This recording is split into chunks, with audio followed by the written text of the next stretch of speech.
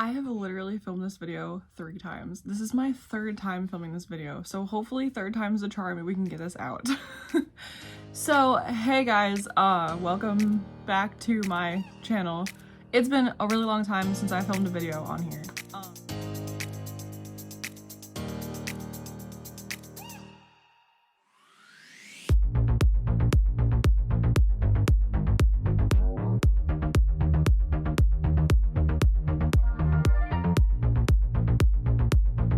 The last video that I filmed was part 1 of a series that didn't get finished. We were renovating and things got a little crazy, things got a little hectic. I do want to apologize for the lighting. My camera is dead and I can't seem to get the batteries to charge. So I think I'm gonna have to get new batteries for it, and I just didn't have time to do that, but I really wanted to get this video up for everybody. As you can tell by the title of this video, this is 5 things that I've learned opening up a coffee shop. And I hope that this video can help someone out there. I know that when I first opened, I had no idea what I was doing, and it would have been really helpful to have someone to kind of guide me and tell me, like, you know, what to do and like where to start. So this video isn't necessarily like the process of starting. This video is more like 5 things that I think that you should do. And again, this is just my opinion. These are tips. This is not legal advice. This is not accounting advice. It's nothing like that. It's just 5 things that I think are important. So it's pretty early in the morning. I couldn't sleep. Owning a coffee shop does that too, but I have my coffee this morning, and so we're just gonna go ahead and get right into it. So I have my notebook right here with all of my talking points. So if I'm looking down, it's because I'm looking at my notebook. So let's go ahead and get started. A little bit of a background about my coffee shop. It's called Simply Poured. It's located in Madisonville, Kentucky. We have been open for a year and like a half-ish. In July, it'll be 2 years. So we're coming up on that pretty quick actually, which is super exciting. And so we started off kind of sharing a location with another business who is just going to remain nameless to, you know, save their privacy. But we started off with another business sharing the space. Things, you know, got a little crazy and both businesses kind of started growing pretty quickly. And so we kind of just decided to part ways so that we could have our own space to grow in, and sharing a space wasn't really working out anymore for our businesses. So we split ways. Renovations started taking place in May of 2022. We got done with those. It took a while. We actually really kind of just got done with those. I mean, there was a lot of stuff that went into it, but you know, in coffee shops, at least for me, I feel like it's constantly like evolving in a better way. Like I'm constantly trying to make it better. So, you know, it's been a process, but we obviously are a full espresso bar. We have light pastries. We partner with another business in town called Dempsey Street Baking Co. So we have like cupcakes and muffins from them, cookies, stuff like that. And then we have bagels and, you know, a few other things like that. We do like espresso drinks like lattes, mochas, cappuccinos, Americanos, and then we also do like teas, and then we have boba.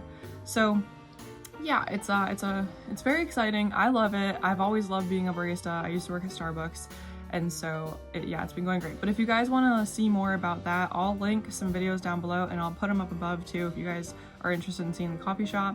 But I need to do an updated video because things have changed a lot. Okay, so let's go ahead and get into it. Tip number 1, and this is probably my most important tip. If you're gonna listen to anything, I would listen to this. Start with a good CPA, certified public accountant. I started with an accountant who was terrible at her job. She didn't know what she was doing. I was late on taxes multiple times, and had to pay penalty fees for that because of her. My employees had the wrong pay a couple times. There was a lot. She didn't know what she was doing. It didn't really work out. I felt like even though I was paying her to do a job, I could never get a hold of her. You know, being a new business owner, had a lot of questions, and like sometimes, you know, I would go a week without hearing from her. And so it was very frustrating to me, especially as a new business owner, feeling like very alone, feeling like I wasn't, you know, I didn't know what I was doing. And so my advice is just go ahead and get yourself a certified public accountant. Make sure they know what they're doing. Have a few meetings with them if you need to. You know, interview your CPA till you find a good fit, and once you find a good fit, go ahead and just hire them because it will save you so much headache and so much stress. You're just gonna have to trust me on that. My second tip is that you can start small. I am on a lot of coffee forums on like Facebook and everything with coffee shops, and it's been a bit of a debate on there with like, how much do you need to open up a coffee shop? And you know, you've got people saying you don't really need that much to people saying, well, you need at least like 30 grand. Well, take it from me, you do not need 30 grand. I started my coffee shop very on the inexpensive side, but there is a certain way to do it. What I did is I started off with a very cheap grinder. Now, just keep in mind that the cheaper you go, the less quality it's gonna be. So you are trading a little bit of that quality to kind of start off cheap, but in my opinion, it worked out better for me because as my customer base grew, I was able to save up for new equipment and kind of like, you know, switch out the old equipment over time. And then so now we have amazing machines. So you can start small. I started off with a $600 grinder off Amazon. Now I will say that I don't recommend that grinder just because it broke a lot and we had to order a few. So, you know, maybe get a better grinder. So I'm not even gonna link that one down below because it just is not great. But we actually started off with a fairly cheap espresso machine. We started off with a Nuva Simonelli. It was the Oscar II, I believe. I think when I got it, I paid $1,500 for it, but I think right now it's cheaper than that. And so, you know, it was a great little machine to start off a business with. However, we obviously very quickly like outgrew it. But when it's your first couple months of business, like, you know, it's okay. At least I think it's okay. But so we start off with that. Now the expensive stuff comes, you know, not just with the machinery, but with like what you're putting in your shop. So like, you know, are you getting tables? Are you getting chairs? Are you building a bar? You know, so we thrifted a lot of stuff. I found a lot of really good deals on Amazon for tables and chairs. And so I was able to open up my coffee shop on the fairly cheap side. And so don't think that you have to have like a ton of money set aside to open a shop. You can do it cheap, but you know, quality and customer service is everything. So as long as you're presenting a good product to the best of your ability and you're having good customer service, I think that it's okay to start off with not the top of the line machines. So that's just my opinion. My third tip is to have a lawyer on retainer. So I know that the things that I've gone through in my business, I mean, I went through them pretty quick, you know, where situations arose where I needed a lawyer, but it's always good to have a lawyer on your side, especially because they know all the legal stuff and, you know, we don't. I mean, you might, I don't, but it has come in handy a lot. You know, I put my lawyer on retainer, and whenever there's a, you know, a situation that I need him for or questions I need to ask for legal advice, it's just really, really nice to have that, especially if you get yourself into trouble with a contract or, you know, a partner or something like that, then, you know, they're going to be able to help you get out of that situation or give you advice on that. So when I first opened, I had a contract with someone and I didn't use a lawyer to write it, and that definitely bit me in the butt. And so I, you know, just decided that it was going to be better for me and my business if I had a lawyer on retainer. So I did. And let me just tell you, it is one of the best business decisions I have made. I had to save up a little bit to have him on retainer because, you know, being a new business owner, money's kind of tight, but I was able to save up for that. And so now he's great and he helps me a lot. I have him review all of my things for my business, like my employee handbook and any contract that I sign, any vendor contract that we do, anything like that, he looks at it because I don't ever want to make the same mistake that I made when I first opened. So I would recommend, especially if you have a business partner or if you're doing business closely with people, I'd recommend just having a lawyer. Okay, the next tip number 4, is quality is everything. And this is really important, especially in, you know, the coffee field. Your product that you're giving out, you know, people are consuming beverages and people care about the way that their beverage looks and tastes, obviously, especially if you're paying as much as, you know, coffee shops have to charge nowadays. The cost has gone up on so many things. So if you're paying, you know, $6-7 for a cup of coffee, you want it to be good. And so that's why this tip is so important. quality is everything. and a lot of stuff goes into that, which I'm not really going to get into the whole aspect of it, because we could do a separate video about that. But I'm just talking about, like, you know, where are you skimping out? Where are you cheaping out? Are you cheaping out with cups? Because if you are, you know, is the customer getting that cup in the car and it's immediately busting? You know, is the lid popping off when the customer gets it in the car? Are you giving really well customer service, and are you making sure that your customers know that they're valued and their business like really supports you and your business? Are you making sure that your team knows how important customer service is? Are you making sure that your team is trained 100% accurately for everybody across the board, so that you're not getting, you know, a cappuccino that's made correctly one day and then the next day you're getting a cappuccino that's not made correctly? So, you know, quality is so important, and there's a lot that goes into it, but basically the gist of this point is make sure that you have consistency, make sure that you have a good product, make sure that you know what you're doing and how to explain your product. All right, tip number 5. And I actually have one more tip that I wanted to give you guys after this, but tip number 5.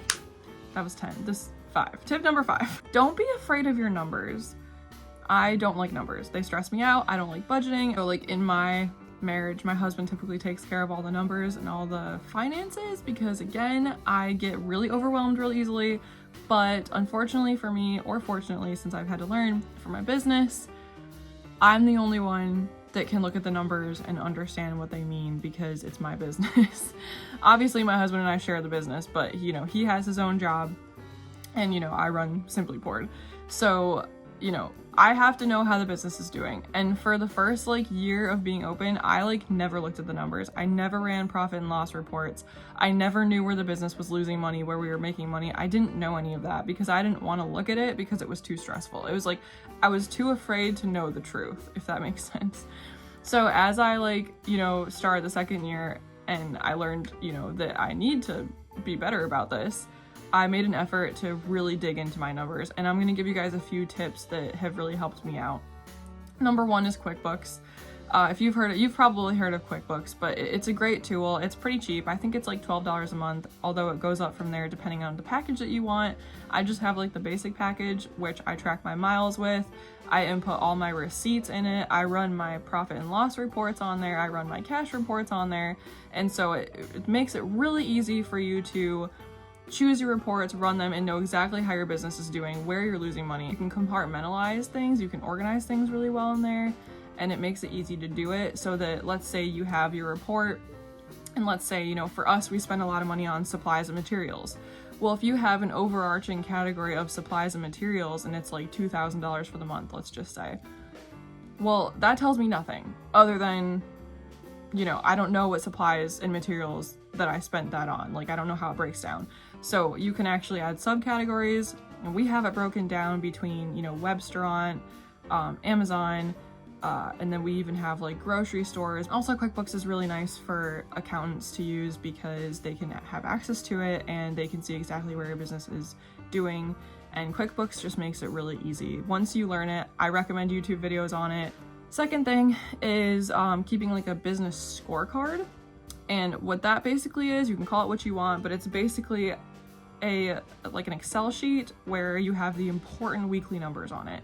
So I like to describe it, and I learned this from a book, that let's say you're trapped on a desert island and you guys need to figure out how the business did that week, but you weren't there.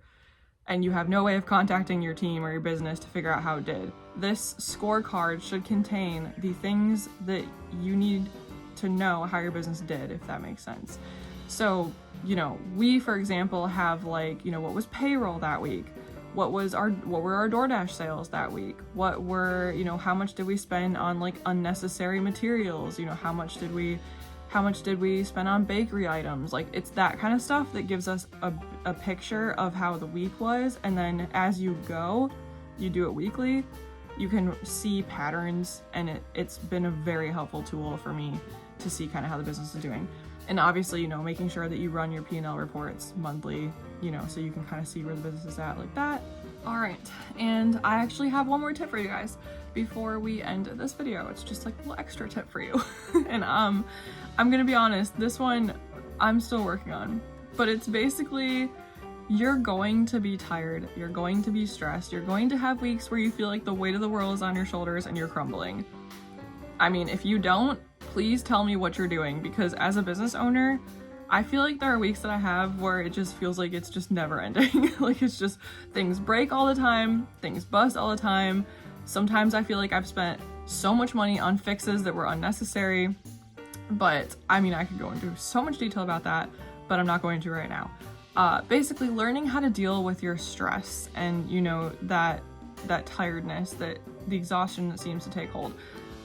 For me, you know, I like to read, I like to study business, I like to go to the gym, I like to sit down and just kind of like journal about it.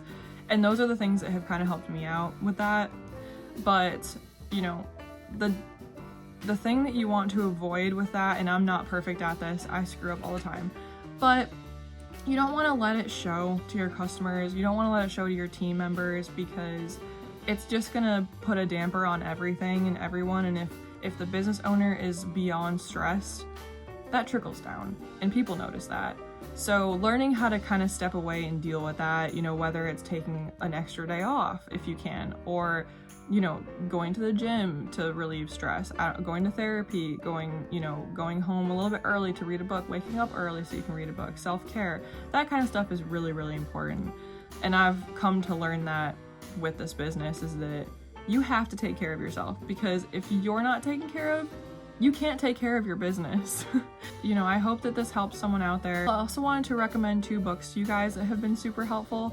So the first one is Traction. This book has been so amazing for me as a business owner. I've read it 3 times. Every time I read it, I've gotten something out of it. I'm a note taker, so that whole book I feel like is highlighted at this point, but it's helped us learn a lot of helpful tools to put into our business. Like that's where we learned about the scorecard and everything. And then the other book that I would highly recommend is Atomic Habits. That one has been great too. And that's just, you know, developing healthy habits. And it's, you know, it's a really good book for like, you know, if you're religious or spiritual, like it's a good book for that. But it's also a really good book for like if you're a business owner. But it's also just a good book for anyone to read. I mean, you know, everybody has habits, and this book kind of teaches you how to develop good ones. So I'm losing my voice, which means that we should be done. So anyways, guys, thank you so much for watching this video. Fingers crossed that I can be more consistent on YouTube. I know I always say that, but for real, I would really enjoy to make more videos because I miss this, but hopefully I can improve on it. Anyways, guys, thank you so much for watching. And if you're not already subscribed and you like this video, please subscribe to my channel. It helps me out a lot. And well, I guess I will see you guys when I decide to film a shop update. Bye!